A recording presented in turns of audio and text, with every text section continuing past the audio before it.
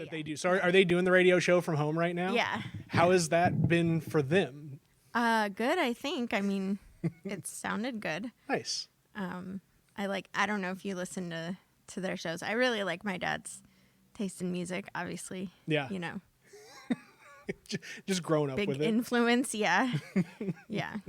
I love that. No, I mean, it's been kind of cool just seeing how you can just take a few different pieces, maybe $300 or $400 worth of gear outside of the actual computer setup, and can have a pretty decent like recording studio at home for something like the talk show format. Yeah, this is pretty extensive. Yeah, this has been.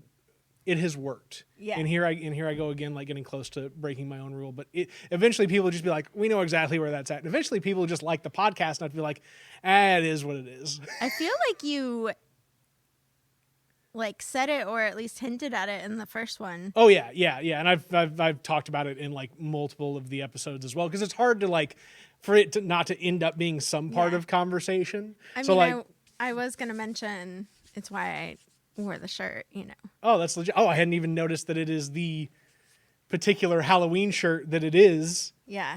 We'll let people figure that one out on their own. I'm already like into the recording part, so this is I like this okay. is no you're good. You're okay. Like, oh crap, no. I like this because this is kind of the nice intro piece to discussion that I work off of for the starts of the show, and I guess that's where we get into episode number 11 with Jessica Bradshaw, who is a current city councilwoman for the city of Carbondale, but that's not why she's here. She's just another interesting person living an interesting life here in this little old place we call home, Carbondale, Illinois, and I'm so excited that she's joined me today because I don't know, I just feel like there's so many cool topics that we can cover about your life and the life that you currently live and have lived and all that fun stuff. So how did you get to Carbondale to begin with? My dad came here to go to SIU Law School when I was 12. Yeah. What year did the summer what year was it that the Mississippi flooded? Was that 93? I would have been 4. Okay. Sorry. Well, I was 12. I date myself every time. And that was part of the crazy road trip that we took moving from California to here. That was an added complication, shall we say, to our epic road trip. Well, I don't know if you can call it a road trip if you're moving. It's kind of a 5 goes west sort of thing. It's like it's permanent, but it's still an adventure. Yeah. Yeah. Sure. It's just more traumatic, I think. Certainly that summer was for a lot of people, but yeah, that was part of it was we didn't even know where to go. Yeah. You know, pre-internet, you know, the map showed one thing, but the river closed several bridges, I guess. So. Oh man. How did you ultimately get across the river? Do you remember like what the? I have vague recollections of being lost in St. Louis at a gas station. I mean, I was 12, so. Yeah. No, it doesn't always stick out. But yeah, so we came here in August 93, I think it was, and I started 7th grade at Lincoln Junior High School. That's cool. And my dad started law school at SIU. Do you feel like your family latched onto it like as soon as you guys got here? Or do you feel like it took time to acclimate? It definitely took time. Actually, law school is 3 years, right? Mm-hmm. And I think for 2.5 of those years, I was like, okay, well, once he graduates, then we're going to go back to California. Mm-hmm. But by that point, you know, I was in 9th grade. I had made some friends and all of that. I mean, I think it was halfway through 8th grade that my mom and my older sister were like, you know, junior high and middle school sucks for everyone. I was like, now you tell me. So, yeah. Sorry. It was definitely hard adjusting from life in San Jose, California to life here. Mm-hmm. But yeah, middle school, junior high sucks for everyone. Those years are just awkward anyways, so. I hear that. Do you still have like friends or family back in California as well that you're in touch with, or? Family, my aunt uncle and one cousin live in San Jose. That's cool. My cousin runs a horse training. She does her own business doing that. We were talking the other day because she's like, yeah, our air quality is down to 98%. It's no longer in like the 300% range. Yeah. And you were like, we got this good old-fashioned Southern Illinois air. Yeah. Yeah. It may not always be great water, but... Well, we have water. Yeah. So, yeah. I mean, you know, even we got some of the particulates coming over here from California a few weeks ago, so... That would probably explain like the extra allergies and all the other fun stuff of like just being real, just nasty in the nose and the cough and all the other fun stuff that went with it. Well, and remember those few days when people were posting those beautiful sunset photos? Yeah. That was part of it. Smog and haze makes it for some really beautiful sunsets. Oh, great. And it's just the beauty of our climate collapsing in on itself because of man-made reasons. I didn't want to say anything to those people who were like, it's so pretty. Like, yeah, that's air pollution. But, you know. One minor benefit, right? What has it been like? You know, we're at a point now where young people are seeming to like really latch on to the fight against climate change, right? But you've been steeped in the in the trade of activism by virtue of family matters. Like, what has it been like growing up with that tint towards like, you know, I care about the environment more than people understand, and I understand the environment more than people care because I've learned about this since a young age. I'm just assuming. I guess I'm just assuming that your mom and dad brought you into the fray early on. Yeah, for sure. In fact, I was just I'm taking a class this semester, and I was just talking about this because we were talking about water issues in Texas, but I was saying to my Midwestern classmates, you know, until you've really like taken dishwater from washing your dishes in a tub and put that into a bucket and then use that to flush the toilet. I mean, I don't think you can really understand like what it is to be concerned about water conservation. I mean, not to say that we shouldn't all be concerned to some extent, but I remember those years when we would, you know, do that. And I think I was 7 or 8 when the drought ended. I don't remember what the circumstances were. I just, again, you know how it is when you're little, you have these vague memories now. I just remember watching the news one night and they had like some reservoir that the water was lapping over the brim, and they said the drought is over. And I was like, the drought's over, the drought's over. I don't think I knew that California has a drought almost every summer, or at least it does now. I don't know if it did back then, but yeah, I remember the news was like, the drought's over, and I was so excited. I don't have to take the water from the sink anymore. Yeah, we probably still did that. Yeah. But yeah, I mean, I also remember my mom telling me that, you know, in, I don't remember how many years, that California will be underwater because the ocean sea levels are rising. And I think as a kid, I thought that would be like now. Yeah. You know, that California would be gone by now. So yeah, I mean, I definitely grew up with some more awareness than a lot of people did. Yeah. Well, I mean, every 20 years, we're just constantly predicting. We know it's going to happen. Just when's it going to happen? Yeah. You know, how the science gets more precise over time, but it doesn't get any less scary. Yeah. Is that something that you feel like is a component of living in Carbondale in Southern Illinois, that we kind of have this little bubble here of like, yeah, we don't we have tornadoes, or we have things like the derecho, and we still have, pollution like coal mines kicking off coal ash into tributaries and so on and so forth. But it's not to the same extent of, entire cities flooding on the East Coast, or massive wildfire outbreaks on the West Coast. Or I mean, I think it's, it's impacting all of us. I remember in college, like 2000, there was a national map, and it was like, in this region you could expect more humidity and more bugs. Mm-hmm. It's like, great. That's just what we want. So I think that, it impacts everyone differently. Yeah.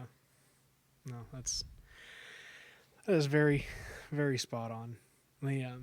So you talked about working on the MPA too, and that's, I think that'll be probably end up part of where I pick your brain a bunch in this conversation of just like where you see that crossover in the work that you've done. For how long have you been a council person for?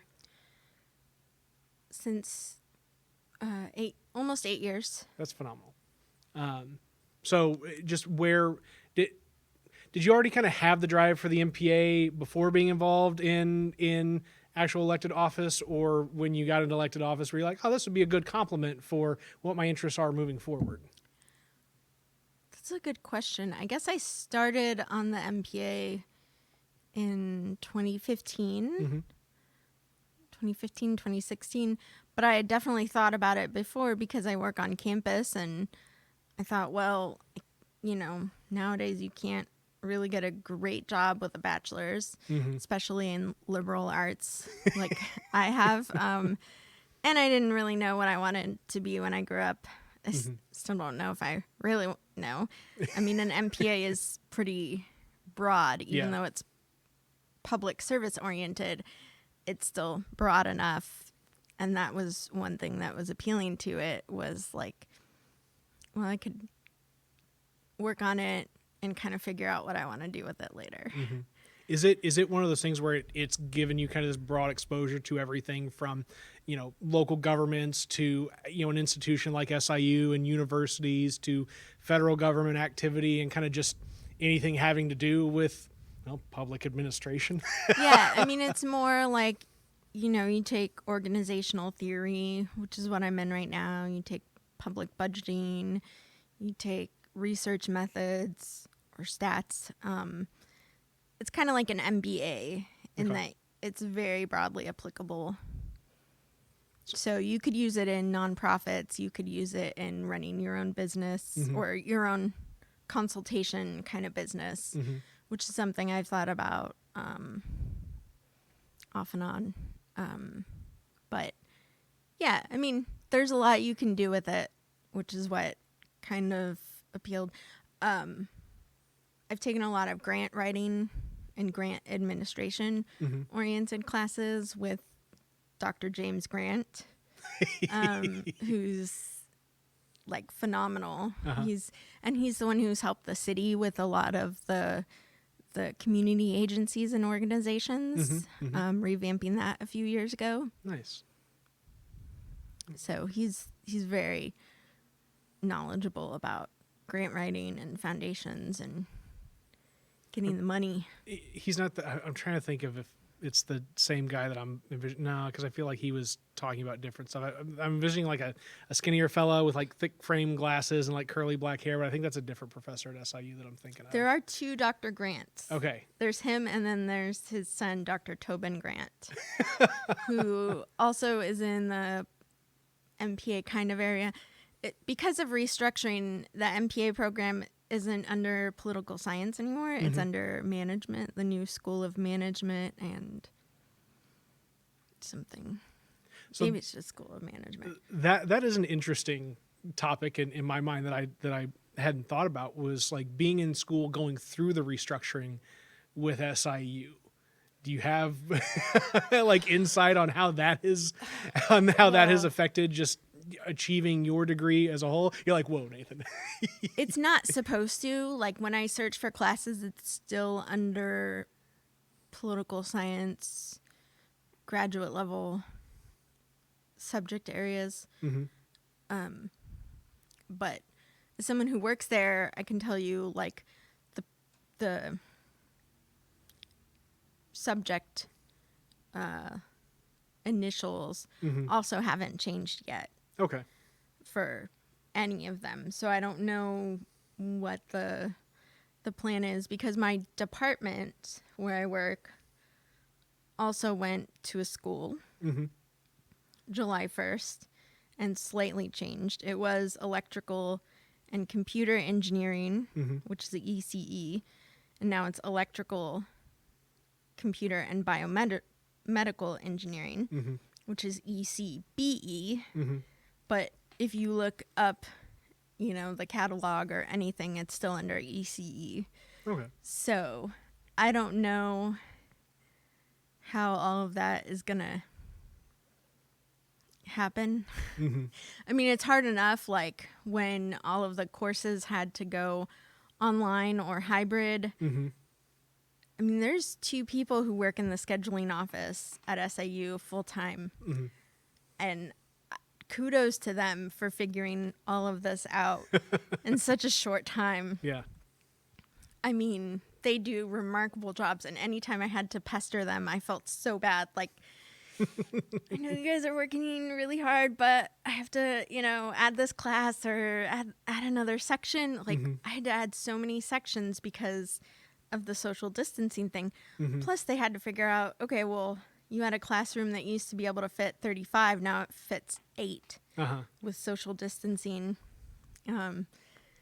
It was just craziness on campus before the fall semester started, trying to figure out, okay, well, all the social distancing stuff, all the labs, you had to add other sections, and then who's going to teach online, who's going to teach hybrid. It was craziness, plus all of the addition of the schools and all of those changes. It's been a whirlwind. I believe that. Working in I'm an office administrator. It's my official title. So I assist he was the department chair, now he's the interim director of the school. So it's been a lot of work. So part of what you're doing in your role is shuffling around all of the different moving components that make a program a program. Yeah, I mean, and a lot more. I deal with budgeting. I deal with, getting GA contracts done. Hiring. We had 2 faculty members retire over the summer. There's a lot. It's like anytime you ask me what I do in my job, anytime you ask anyone, oh yeah, it's like, well, I do this and that. There's, phone calls and emails. Like sometimes all I do is respond to emails, and there's 20 different things that I do to take care of those emails. But yeah, it's one of those jobs. Well, it kind of seems that's where the crossover of the work that you've been doing for so long in the higher education space and the MPA kind of crossover. It's like, I'm already chasing down 20 different tasks. Now I'm better equipped at a different level to do all 20 of those different tasks. Yeah. Yeah. It was really interesting. The first course I took in my MPA program was public budgeting. And it was during the spring of 2015 when the state decided not to have a budget. And as someone who oversees a departmental budget, I still remember, like, I'm also responsible for ordering office supplies. And, even if you do a pretty good job of pacing yourself throughout the year, there's usually a June 30th end of the year, like, okay, let's get some paper, spend on this account. And I still remember June 30th spending some money, and then July 1st, I was like, okay, we can't spend any money. And like going around like, we're not allowed to spend money anymore, right? Yeah. And it didn't even occur to me till like a couple weeks into it when I got paid, like, oh wait, what does this mean, that we don't have a state budget, but we're still getting paid. So SAU said, don't spend any money. You don't have budgets yet. But somehow they're still making payroll. So there is still money.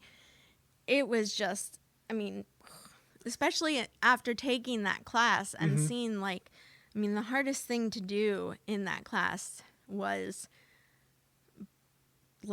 when the professor said, okay, you have to cut 30% of your budget. There was no way to do it without cutting positions. And that was what we all ended up, we had small groups. And I think my group was in charge of the fire department. And there was just no way to do it. You could cut contractual down to 10% and commodities down to 0 and, no equipment purchases, and you would still not quite make it. Yeah. And, then she was like, in reality, you can't actually cut your commodities down to 0 either. You're going to have to cut something else before you cut that, actually. So it was a real learning experience. It was very surreal taking it during that time, too. Oh, that to me is just wild, that real life experience. Did you go home every night and read internet articles or watch TV or 2015, I guess newspapers still think at the time. Just God, Allie's gonna kill me if she watches this. Just being how is this real? No, because I was in grad school. There's no reading for fun. It's only reading to learn. But yeah, it was. Those are crazy times. It's crazy times now. Yeah. But at least somebody's turned the faucet on, if not long enough to get a little bit of water in the cup. Yeah. But now we have this whole virus. So don't share that cup. I had to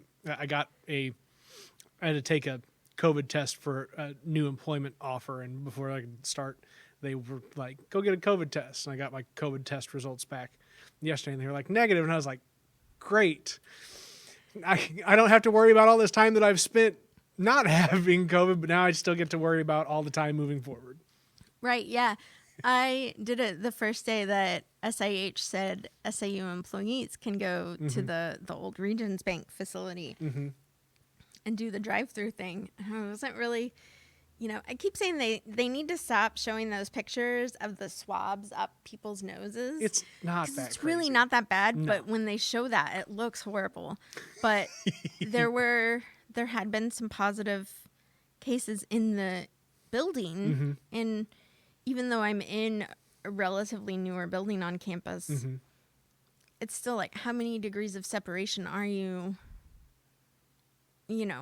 before you, even if people in between the known positive case and you are negative, it's still like you're just in the same building, everyone's sharing the same air, Yep. You just don't know. And if I start thinking about it, I get... Sorry. No, I need to go down the rabbit hole of shivers. It's fine, because what I was saying is I went the first day and I got tested, and then I found out, okay, it's really no big deal to have the swab. It's over pretty quickly. It reminded me that I have one nasal passage that's narrower than the other.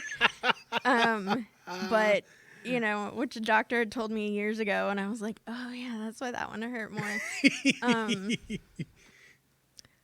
But it was negative, and I remember saying that on Facebook, and somebody was like, negative right now, but you don't know if you had it. Yeah. And then I was like, yeah, and I could get it tomorrow, but at least for right now, Yeah. You're good.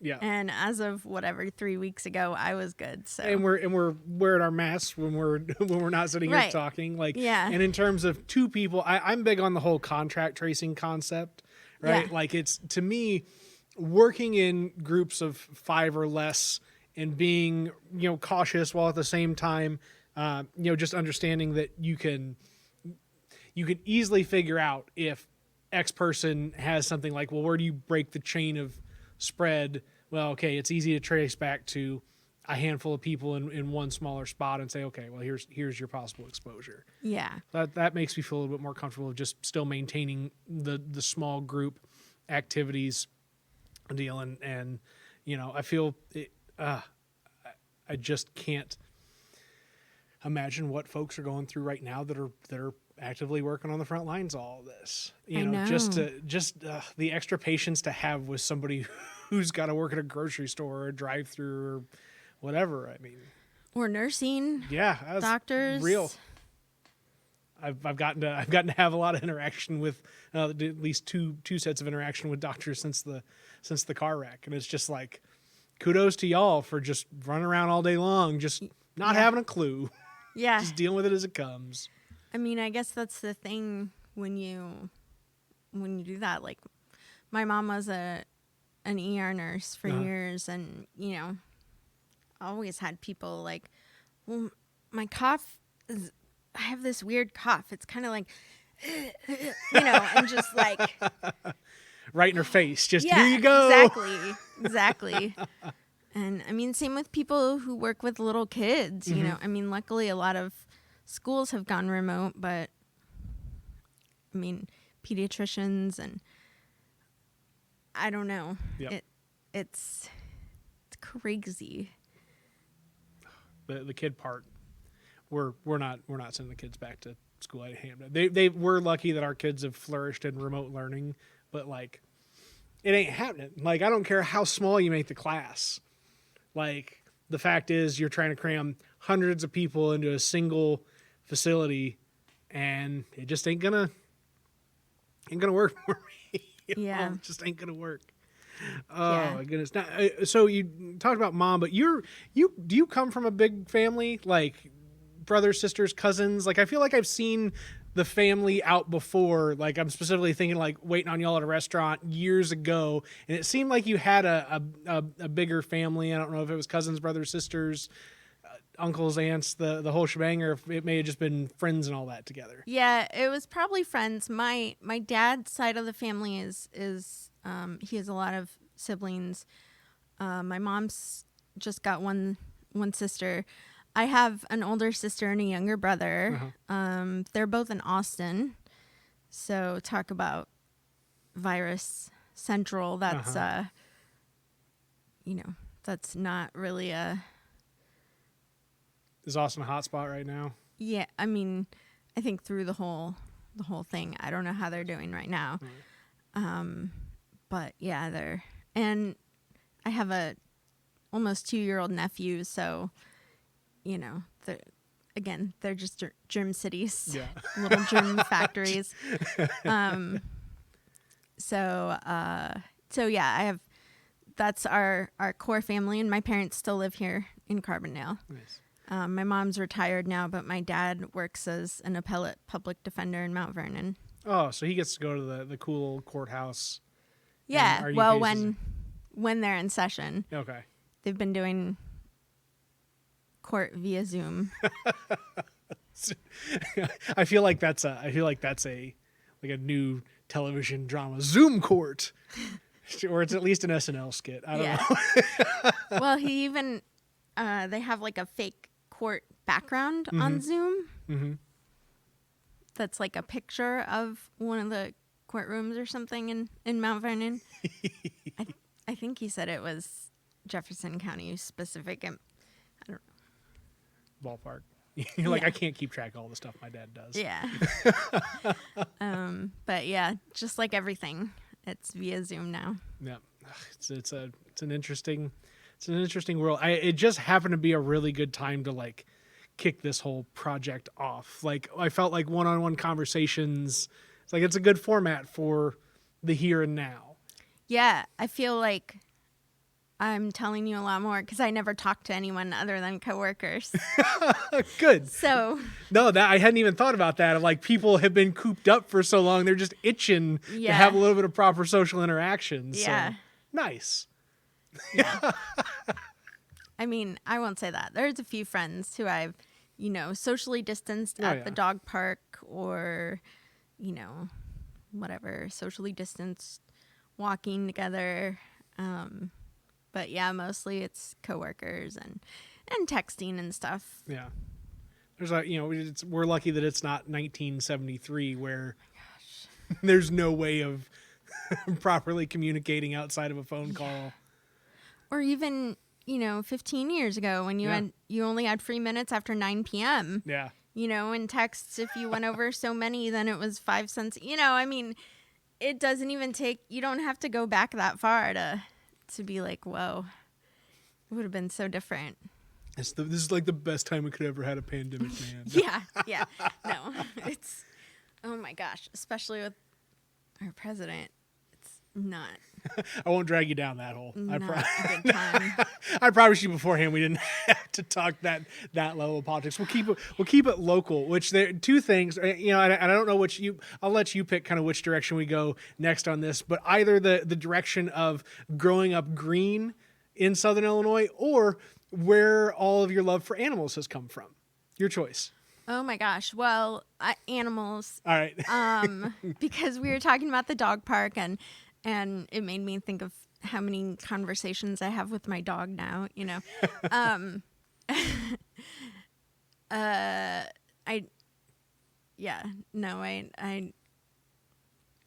don't know. Everyone does, right? I think everyone talks to their pets. Everyone who has pets. I'm a terrible husband. My wife wants the pets. I can't live with pets in the house. Aww. That's my greatest character flaw. Well, as long as she's working on you, I don't have to work on you. Eventually, if we have enough money, we're building the cat room, especially now that I've said it like on tape and in public. Now she can hold me to the record. Yeah. You're like, hey, remember episode 11 with Jessica where you were like, cat room? Yeah, man. There's some cool stuff with cat furniture and cat. I mean, that's a pretty big commitment. That's more than just. I mean, I understand though. My 17-year-old cat just passed away last weekend, which I'm very sad about. But now that I'm starting to clear out like the litter boxes, I'm like, man, I have this whole huge space next to this couch that was just a litter box. And I mean, I still have to clean and, stuff, but like, and it's, it has been hard because, well, I'm still working, but it's like you don't think about how much space your animals take up until. And not just in your physical space, but in your heart. Yeah. What was your cat's name? Her name was Heidi. Heidi Cat. How did you come to know Heidi Cat? She was a roommate's cat, and roommate decided to move across country and decided that she could take her 70-pound dog, but a cat was too much work. I mean, I get that. I do now that I've traveled across country several times with. At that point, I had 2 cats. It is kind of a pain because you can't just let a cat out to go potty on the side of the highway. Like, you have to stop every night that you're driving and set up a litter box and food and water. Like, you have to stay in hotels. So it is, I've been there many times because I've lived several places between graduating from high school here and coming back here. Like you do in Carbondale. Hey, like a lot of people do. It's the move, man. This place is an anchor. Yeah. Like, you can travel the world, but you're always coming back. Yeah. So I say that Heidi probably traveled more miles than some people. And it's true. 17 years is a long time for a cat. I was lucky, but it was hard. I believe that. I mean, we've been through. So the cats, Marie's cats, stay with my mother-in-law, and it's like we've had the cats got out, the cats are lost, the cats are gone forever episodes. Yeah. An overnight episode of the cat is gone, and it's emotional. Yeah. Heidi used to escape all the time. When she was a kitten and we had dogs in the house, she perfected the art of sneaking behind the door as you were closing the door behind you and walking out with the dog. She was great at it. Like, you wouldn't even know she was gone till she was outside. And but even as an adult cat, she disappeared maybe 5-6 years ago for like 5 days in Carbondale. That's in she's July. on a bender, man. No, she got that good Carbondale in. No. I ended up finding her, and I knew, like, because what she does, she gets out and she's like, woohoo, freedom. Oh my God. It's scary out here in the real world. And so she hides. I'm pretty sure that's why my roommates named her that, Heidi. Oh, I get it. Because Heidi. she hides. So, yeah, she was not that far from home, but I was in Northwest Carbondale at the time on Carrico, and I remember, like, once I got to Sycamore and then, like, I think as far as, like, Almond Street, I was like, well, if she's gotten this far, she could be anywhere. And my friends and I were all calling her name, and I'm like, I know how she is. She's only going to come to me. Like, she'll respond. She would respond to me. We'd talk. If I called her name, she would respond. But other people, she wasn't really into. And in fact, when I posted on Facebook about her passing, it was like, most of you have probably seen her as she, like, runs away in the house. Or, like, you see her, like, glare at you and then disappear. But, yeah, she was gone for 4 or 5 days in July in the heat. And it turned out she was, like, 2 houses over in a shed that she had managed to crawl up into. But I guess because of the way that it had eroded, she couldn't figure out how to get down or just was too scared to. So I finally, like, one day heard, meow, meow. And then I was like, there was this ivy-covered house that I was like, I'm sure she's there. That's a cat haven. There used to be cats there. And it was across the alleyway from that. And then finally I saw this little tiny cat head underneath a shed. She was all dirty. She was white and orange. She was so covered in dirt. And, yeah. But, yeah, so she definitely had more than her fair share of 9 lives. You know. That's phenomenal. But So you had Heidi the entire time that you were out of Carbondale between graduating school and coming back, or? No, I after I went to college, I moved to Montana for just over a year. That was in the big city. Big sky country. Big sky country. Slightly different. I worked in the 2004 election season for an organization called Project Vote Smart. Nice. They track information on everyone from the president to state and local representatives, and it's totally nonpartisan. So I went there about a year before the 2004 election, and because I had a cat at that point already, moved in with some roommates, and we had 3 people, 3 cats, and a dog in the house. That's its own television show name. 3 people, 3 cats, and a dog. Yeah. It was definitely an experience living in Montana. It was a town of 900 people. I mean, I could spend another hour talking about that. That was crazy experience. How long did you spend out there? Just over a year. Okay. Was it specifically for the draw to working for this nonpartisan organization that you were like, I want to know more about the all-encompassing of politics? I'm going for it. Yeah, I got a job out there after I graduated. So they always hire tons of people before an election, and then a lot of people leave after because there's just so much data that they have to collect. I mean, when I was working there, I was in charge of research. It was the research database administrator, some title like that for biographical data.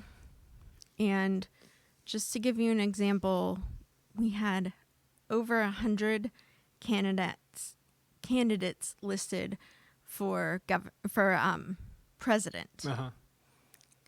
100.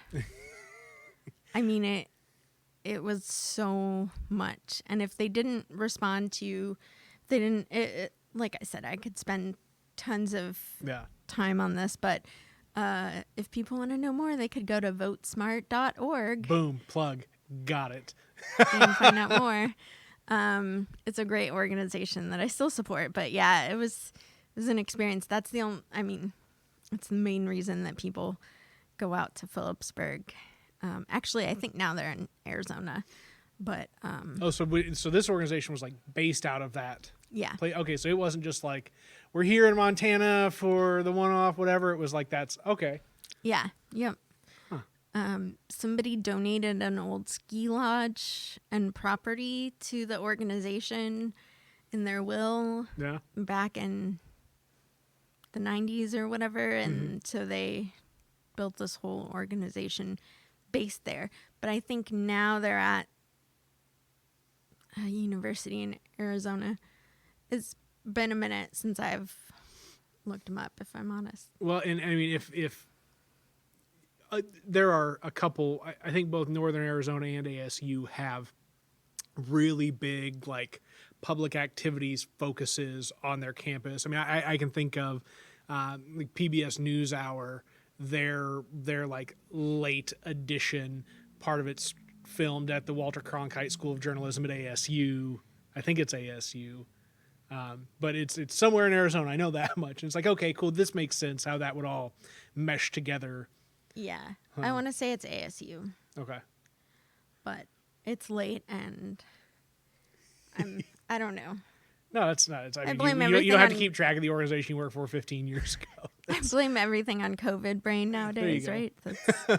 So is all of this work that you've done so far kind of what has drawn you into kind of running for circuit clerk as well? Like just the fact that it's a purely administrative position, like outside of all the other components of, being a city council person or, stuff like your dad running for governor or what, the collection of board seats and different seats up and down the ticket that, Greens often run for. Like this is more than just I'm running for whatever. It's like, I get this.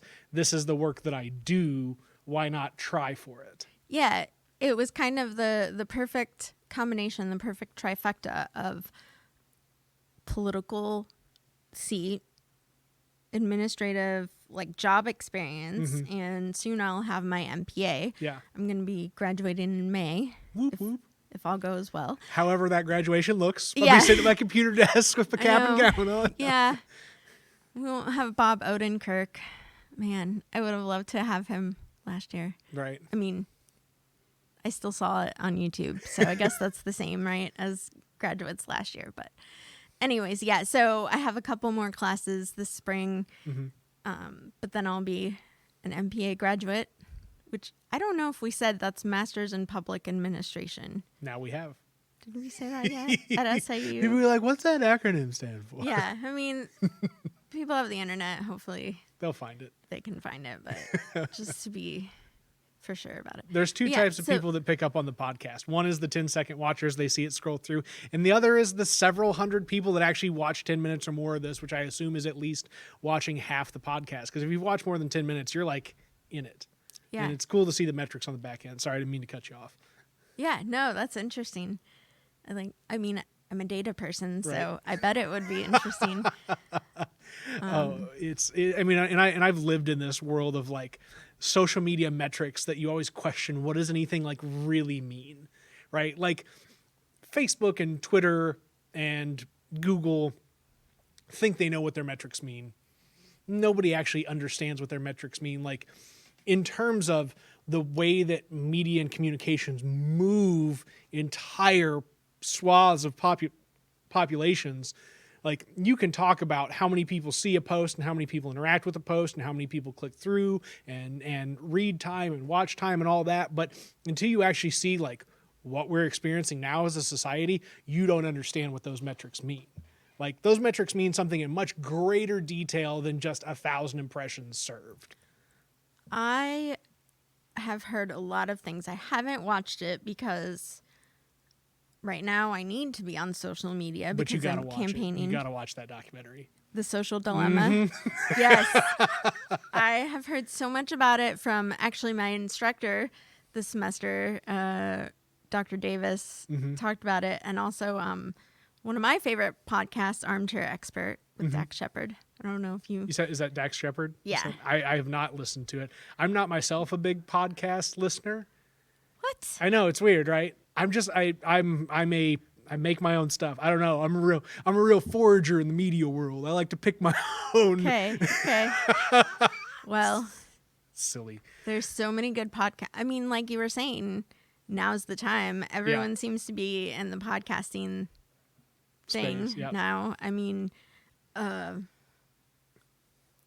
Megan Mullally and Nick Offerman have a great one too. Although I think, again, those both started pre-COVID. But same with Conan O'Brien. Does Conan have a podcast now? Yeah. Okay. But since then, there have been others. Rob Lowe has one.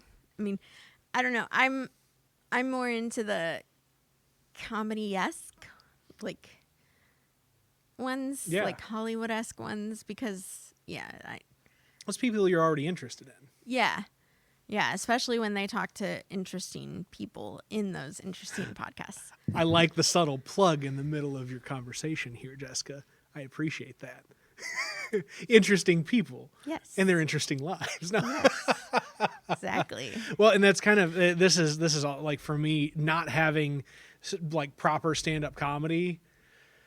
Like this, for me, I can sit here and even though it's just like information about people's lives, like I'm laughing the whole time because like it's this laughter that comes from like the enjoyment of learning about people. Like no matter how well I do or do not know somebody, like it can be somebody like you and I where we have like, you know, a middle amount of interaction and knowledge of each other, but like there's a lot to learn there. Could be somebody where I don't know anybody at all. Could be something I know incredibly well, but like there's always something new to learn. And when you're trying to learn it for the sake of presenting it to an audience, like it inspires positive reactions.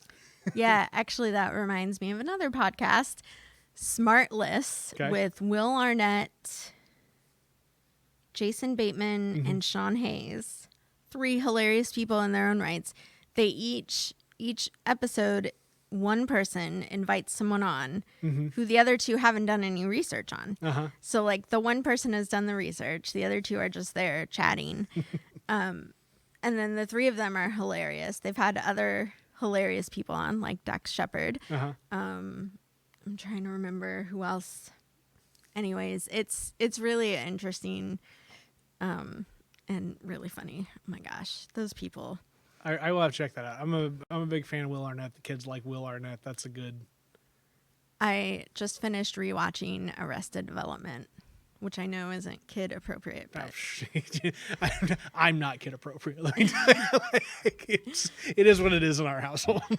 How old are your kids? They are the Zach and Peyton, my stepkids who live with me. They are 10. They're twins. Okay.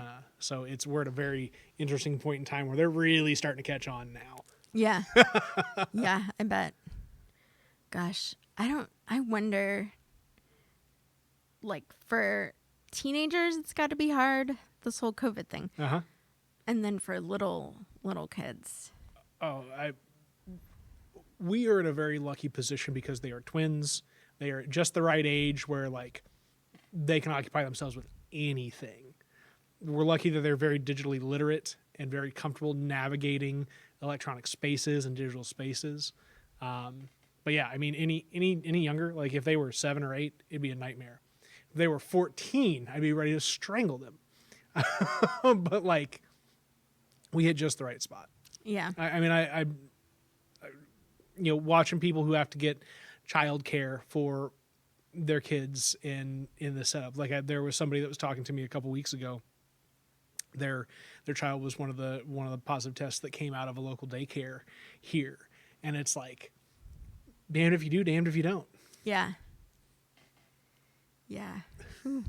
Yeah. My nephew in Austin, my brother and sister-in-law work from home, but you can't really get any work done with a toddler running around. So they still took him to daycare, but it shut down for a while because of all the positive cases. I don't know if it was there or just generally in the community. So they had to like split time off and figure all that out. Yep. No, it's not easy. I'm lucky to have been unemployed for the past like 3 or 4 months. It's given me a lot of opportunity to get settled with the kids and launch projects and whatever before getting back to a new position. Like this one. And whatever I feel like we've brushed through like 5 different subjects. Oh, I track back. Don't worry. I'm all about the recall. I'm like, what were we talking about before I talked about all these other podcasts that I listen to? Do you listen to any like professional podcasts? Like, are you listening to stuff on that end? Like, so everybody's got their own thing, right? Like you're using media as a way to escape out of work and other activity, but do you use it at all for, educational purposes and like, I listen to this podcast because this is where I learned some stuff from? Yeah, I mean, I have like, it's interesting. I have my phone dog walking podcasts, and then I have my podcast that I listen to at work, and then I have my podcast that I listen to when I'm working from home, and then music other times. So I listen to like Radiolab. Nice. Wait, Don't Tell Me. Ask Me Another. I love trivia stuff. That's another thing I miss. All the trivia nights when we'd have all these teams packed into a huge hall together with all those people breathing together. I don't think that's going to happen anytime soon, but man, those were good times. Yeah. Have you always been a trivia person? I mean, yes and no. When I was little, we would pull out Trivial Pursuit, but it was like the 1984 edition. So my dad would just always win. But you got a lot of pre-Reagan knowledge floating around in your head thanks to that Trivial Pursuit, right? Yeah, no. Maybe. I don't think I retained a lot of it. I'm really into pop culture, so in case you can't tell by my podcast choices, right. Pop Culture Happy Hour is one of the first podcasts I got into on NPR. So yeah, I mean, part of me, even though there's this whole like professional political part of me also would love to be like a Hollywood writer. Write screenplays, adapt books for screenplays. I was a writing tutor in college, and that was probably my favorite job. Like the best job ever. If you ever write a book, anyone out there, if you ever write a book and need an editor and want to pay me for all that time, because a lot of times I used to just be like, oh yeah, sure, I'll take a look at that, and then not have any time for it. But I love editing. I mean, I can't wait to be done with grad school and read for fun again. Yeah. I thought I might do that this summer, but there's just too much going on in the world. I just couldn't. I think I read a couple of graphic novels, and that was like all my brain could take. But yeah, editing and pop culture and TV, movies. I mean, I love listening to people talk about TVs and movies. I don't know. Well, that's cool. Now, and this is, I depending on the person that's here, I always pitch them on the Carbondale project, but like there's another component to this of like editing and professional back end activity, screenplays, books, media, the whole shebang, that like that type of talent and skill is something that's highly applicable on keeping the machine going in terms of actually creating, consumable media that is ready for mass distribution to hundreds of thousands of people, millions of people, whatever it may be, primetime television. Right? Yeah. So I dig that as well. Now that is it something that also, I mean, you talked about being big into grant writing and whatever else. Does that also play into all of the other activity that you do in the public elected official life and in the administrator life and all that? Like, is that a talent that just ports right over into all this? Or are you kind of like, I have to do more writing for work or more writing for grants or this, that, the other? Grant writing is very specific, and I don't know if I have the like knack for it, because it's like technical writing. Yeah. It's like you have to match up this piece with this piece. You have to say, I mean, it's technical. It's very technical. They ask for one thing and you have to write to that one thing, but then there's a list of 20 other things they're asking for and you have to match each one. Right. And I took a class in grant writing in the spring, and I tried to help the Carbondale Warming Center.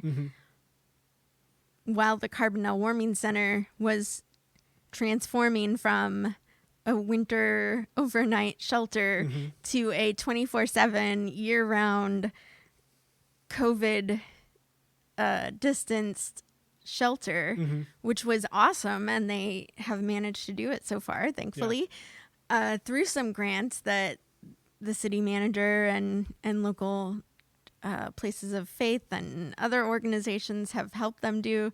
But it was like, well, this grant that I had looked at, well, a lot of organizations and foundations were just suddenly switching to COVID stuff. And B, they weren't necessarily like able to give me the information that I needed, because all of a sudden their budget for the winter wasn't really applicable anymore. So it just, it was crazy for a class, a class aspect. We were supposed to end up with a grant that we could in the end apply for, but because everything changed from January to May, it didn't really work out that way. At least in my case. I wonder about other people in the class. It was already an online class, so in that way the class was great, but in other ways, like, actually, I mean, just everything changed from January to May. So but I thought about either being someone who works with organizations like or foundations, or again, going back to the editing thing, being someone who reviews the people who submit grants, and being the person who checks, like, okay, did they do this? Did they do that? Like, where's their budget? Because I do kind of enjoy budgeting. I was really good at math in high school, and then, like a lot of people, I'm sure it kind of fades, right? I could barely put together 2 + 2 anymore these days, so I hear that.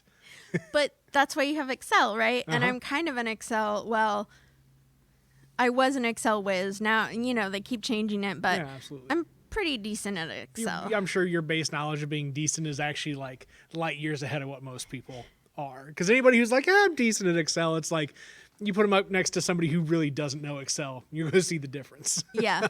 Well, I learned a lot in my stats class. Like, it's like, whoa. Oh, I didn't know it could do that. But I mean, I track, contracts and budgets. And I mean, because the department I work at SIU has a lot of grants. So thankfully, those faculty are mostly responsible for tracking them. So I just kind of have a spreadsheet of all the grants and, names and budget purpose numbers, but I don't have to like do that every month. But I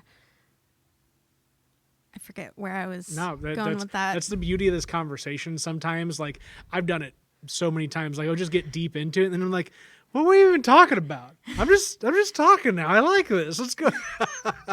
Yeah, I don't know, man. It's weird when you talk to people. Like I said, it doesn't really happen much these days anymore, right? Yep. Well, and then on the other side of this, it's very much, I structure this the talking that I do is really meant to spur thought in the person that I'm having the conversation with. And a thoughtful person like yourself, it works out really nicely because it just comes out. Like, it just flows naturally. And I think that's even part of what the podcast has really, like, where its strength is going to be, is that Carbondale's got so many folks like yourself that can just think and can talk, and it can just go. Yeah. Which I hadn't even thought about, being like, hey, should have your mom and dad on and like talk to them, and like they're interesting people in Carbondale living interesting lives. Yeah.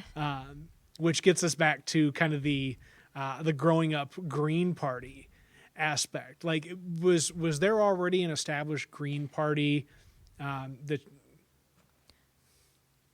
No. Actually, that you should talk to my dad about that, because I think that mostly happened when I was in college. Mm-hmm. I graduated from Carbondale High School in '99, along with Will Stevens. Nice. And Shaddy Frick, who I just saw you interview. Yep. He was class of '97, I think, but we went to high school together. We were in band together. So yeah. But yeah, I think that happened when I was in college. Mm-hmm. And then, let's see, I moved back here besides, coming back for visits and whatnot, I moved back here this time in 2006, in part because my dad was running for governor. Yeah. So I actually missed his runs for state rep the first couple times. I voted absentee because I was in college. Nice. But yeah, so I came back here in 2006 from California at that point. Drove across country again with 2 cats in the back of the car, and all my belongings. And God, and my car died that time too. I had to rent a car. That was my first time renting a car.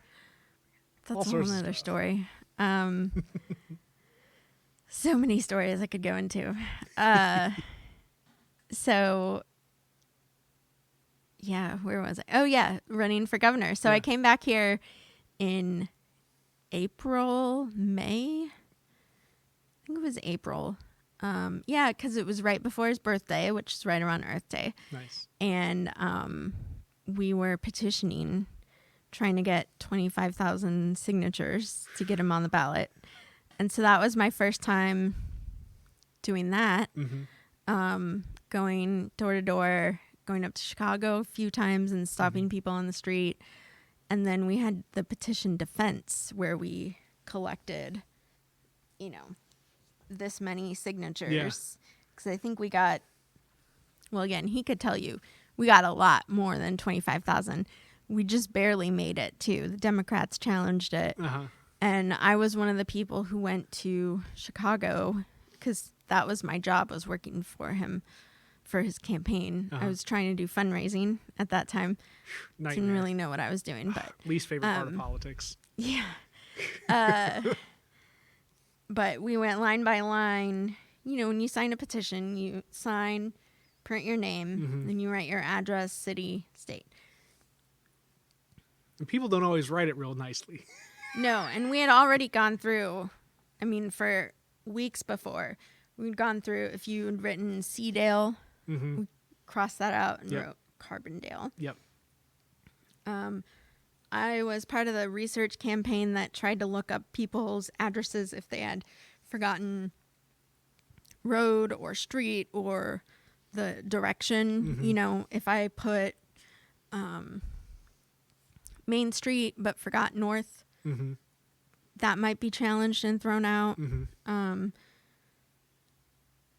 Anything. If your signature didn't look like your signature that you signed when you signed your voter ID, it could be thrown out, and a lot of them were. And that's what, so we did that. We first checked all of these, ages and ages. We tried to complete addresses.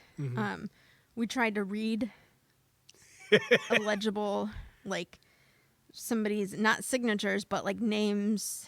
It was a lot of work. Yeah. And then we went through in the Illinois Board of Elections offices in Chicago and eventually in Springfield for like 2 weeks. There was a state official, a Democrat, and a Green at each computer. And we went through each signature that they had challenged. So they didn't challenge all of them. They couldn't just say, throw them all out. Yeah. They had to say, this one is challenged for this reason. But I remember they threw out like my mom's or my brother's. They threw out the chancellor at that time, Walter Wendler's signature. Oh my God. It was crazy. And I remember the worst part was I was there with a judge who was a hunter and pecker. And the other woman who was there with me, you could tell we both just wanted to be like, just here, just scoot over, just let us both. And actually she was really, really helpful, even though she was a Democrat or like someone who they had brought in. She was like, oh, I think that matches this one. She would like pull up in the database. They'd have things pulled up and she'd be like, yeah, I think that's the right person. Nice. So I'm sure they didn't like that, but yeah, so we ended up with, I don't remember how many signatures we got, but we just barely eked by with 27 and change. Wow. Out of the 25,000. So then my dad got on the ballot. And then we had, a campaign to run. And, I don't know if you know or people remember. I don't. I'm remember, learning. But this is all fresh for me. He got 5.4% of the vote statewide, running against Blagojevich and Topinka, Judy Bart. Yeah. Topinka. Was that her governor running? Yep. Okay. 2006. I wouldn't have quite been voting age and was not as mindful of my want for politics yet. Yeah. Now, one of my interesting. So how does that compare? Because I know there's been a difference this go around because of COVID. How does that experience compare to what the experience has been now? Like having to go get signatures for, in a socially distanced COVID world, like, has that been online? Has that been in person? What has that been like? Yeah, well, actually, most of my signatures, luckily, we don't need as many. Yeah, right. We don't need 25,000 for. I think I ended up with 100 something. Several of them were online, which was just one per page, and then a lot of them, I think I got over 100 just at one farmer's market. Nice day, which. That was a Saturday, and then I think the Sunday or Monday after that, the cases in Jackson County were really high. And I was like, and I mean, we had the pens, we had sanitizer to wipe off the pens, we had all that stuff, but I was still like, I just had to interact with all these people. Yeah. I mean, I love the public. I love people. It was mostly people I knew, but I'm such a germaphobe. Yeah. I mean, yeah. I used to be, and then I wasn't, when I had roommates, when you're in college and stuff, that's when I started like sharing cups or whatever, being like, here, you want a sip? Okay. And then now I'm back to like, okay. Stay away. Stay away. I have a plexiglass screen in my office. Do you? Which is good. Plus I have my own office, and because some people, everyone's been masked, but some people still have the nose problem. Yeah.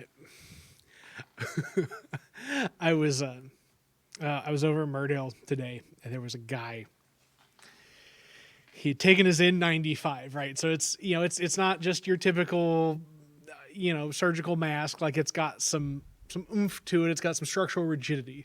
And instead of having it pulled down were on his face. He had it pulled up in the smack dab middle of his forehead like he was a unicorn. And I could have just lost it. And it's hard because I steer away from, pictures of individuals for the WTF Carbondale platform. Like, it's very much like, outside of like something like the guy that was on the trike a couple weeks ago. And I was like, hey man, can I take a picture of you? That's cool. Right. Right. Or something like where it's not really identifiable. It's from a distance, whatever. Like somebody hopped the curb at Dairy Queen like 3 or 4 weeks ago. And I mean, proper hop the curb at Dairy Queen, like over the parking block, over the curb, and then over the retainer wall, full on, like tires where a tire's width over it. Like had somebody been sitting there, it would have hurt them. Like not good. And now I think I accidentally answered my phone, which was not what I meant to do. I meant to put that on silent there it goes. Sorry. Like proper, like where had somebody been sitting there, like it would have messed them up.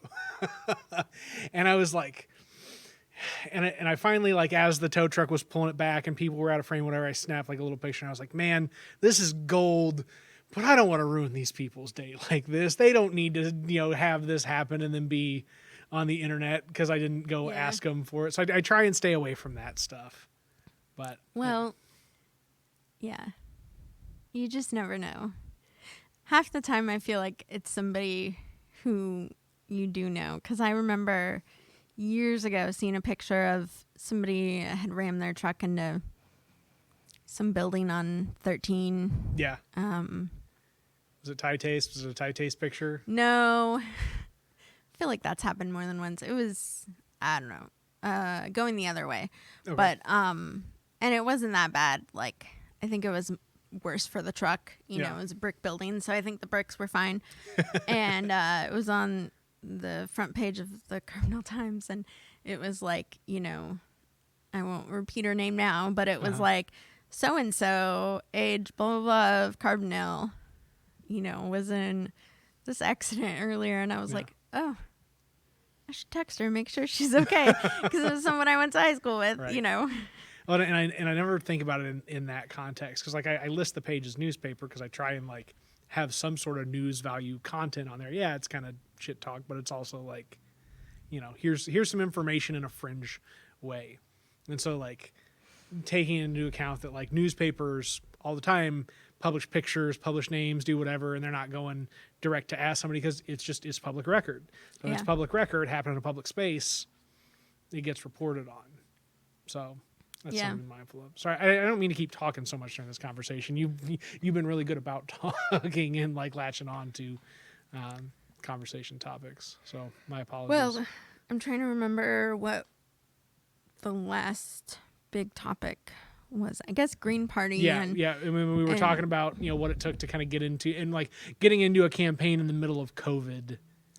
Oh yeah, well, I mean initially, so the reason I thought about the circuit clerk campaign was, I found out that the other opponent was going to be otherwise unopposed, and I forget who initially proposed that the Greens run someone, but my dad thought of me, and at first I was like, I don't know that much about the job, like what? Yeah. I don't know, and then I did some research, something else I love to do, right? And was like, oh, this is kind of perfect. It's a political job, but it's a political office, but kind of like city council. It doesn't really need to be, not political. It's elected, partisan. But it's not political. Or partisan. Yeah, it shouldn't be a partisan. I mean, it's an It can be elected, but it doesn't necessarily have to be a partisan job to help judges. Yeah. Like, where does politics come into that? Just like with city council, where does left, right, Democrat, Republican, Green come into? Oh, don't leave the libertarians out. No, I'm just kidding. Libertarians, independents, right? Whatever. How does that impact how you're going to do your job as circuit clerk, or when you're up at city council making decisions on zoning and stuff like that. Like it just, some of these things just doesn't make sense. And I think that's part of where my MPA background now fits in. Like it took me probably until the last year or so to realize this, year or so of my studies. But, you know, something with public administration versus politics is like, politics is very much, political. Yeah. Administration is what I do at SIU. Yeah. You know, it's not political. It's getting stuff done. So yeah, I mean, that's something that I studied through the MPA program is like, okay, well, here's the difference between, you know, politics and public administration. Yeah.